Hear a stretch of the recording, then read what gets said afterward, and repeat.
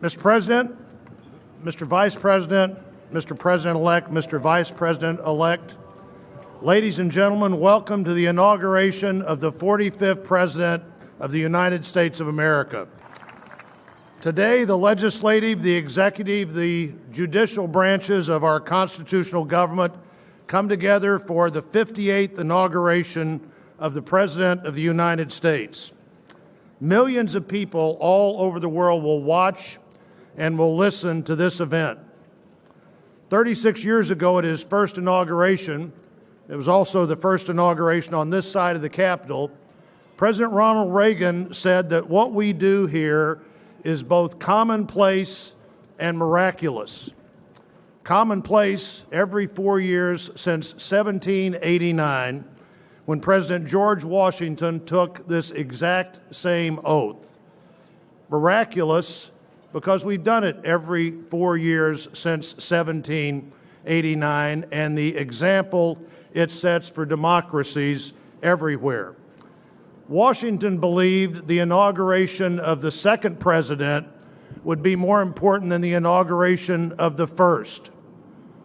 Many people had taken control of a government up until then, but few people had ever turned that control willingly over to anyone else. And as important as the transfer of the first transfer of power was, many historians believe that the next election was even more important. When in 1801, one group of people, arguably for the first time ever in history, willingly, if not enthusiastically, gave control of the government to people they believed had a dramatically different view of what the government would, should, and could do.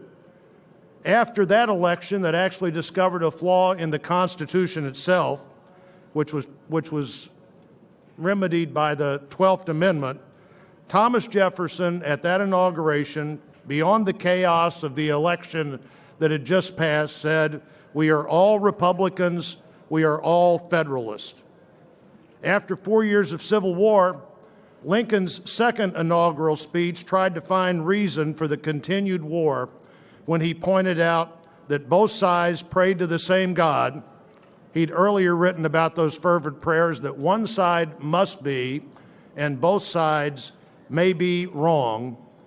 But in 1865, he looked to the future, and the memorable moment in that speech was "with malice toward none and charity for all." In the middle of the Depression, the country was told that the only thing we had to fear was fear itself. And President Kennedy talked about the obligation in democracy to country. The great question that day was, ask what you can do for your country. So we come to this place again, commonplace and miraculous, a national moment of celebration, but not a celebration of victory, a celebration of democracy.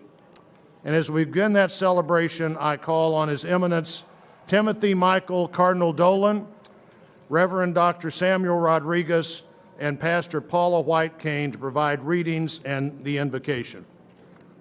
That I will execute the office of President to the United States faithfully.